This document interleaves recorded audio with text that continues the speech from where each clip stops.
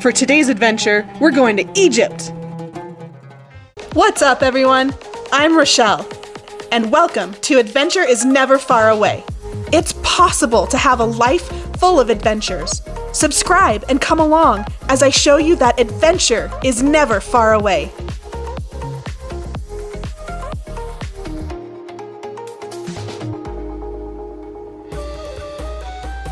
I love working at the University of Utah because the Natural History Museum is close by and I get free access. When I found out they had an Egypt exhibit, I couldn't wait to check it out on my lunch break.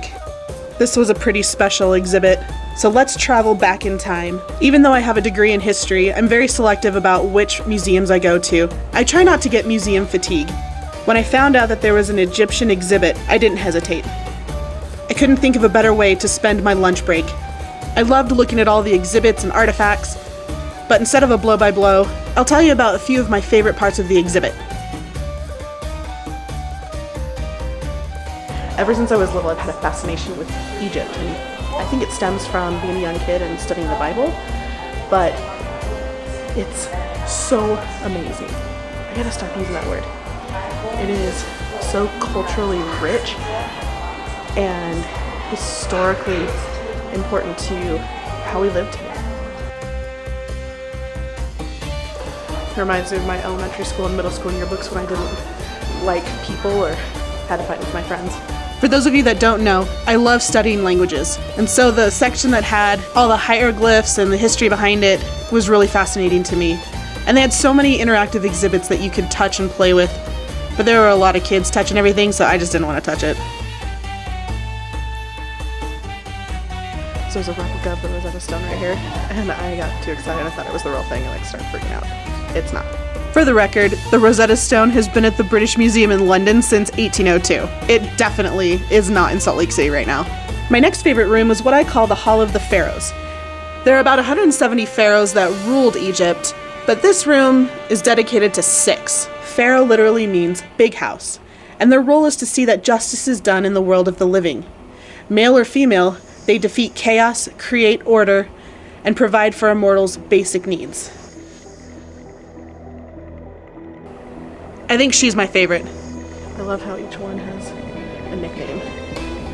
This guy was the rebel, and then there's a great one, the divine.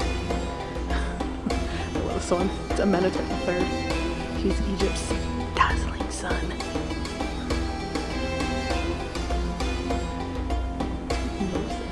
Successful warlord, and then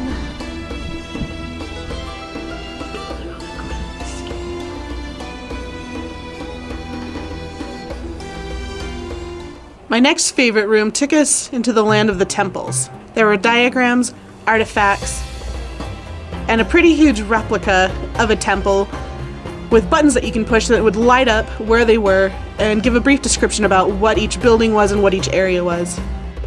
They also mummified their animals. Sacred animals are bred and raised in temples, and then they're mummified when they die. Definitely different and interesting. These are memorial scarabs that were found in the tomb of Amenhotep III. One of them recognizes the king's prowess as a hunter, slayer of 102 lions within a 10-year period.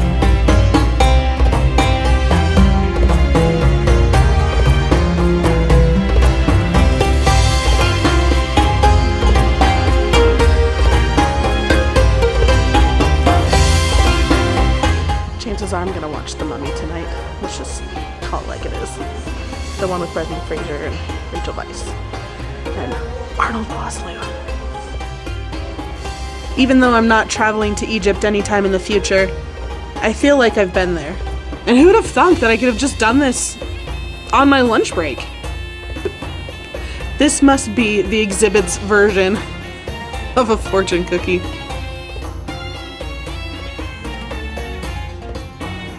Don't take anyone's name in vain. Got it. I feel enlightened. Until our next adventure.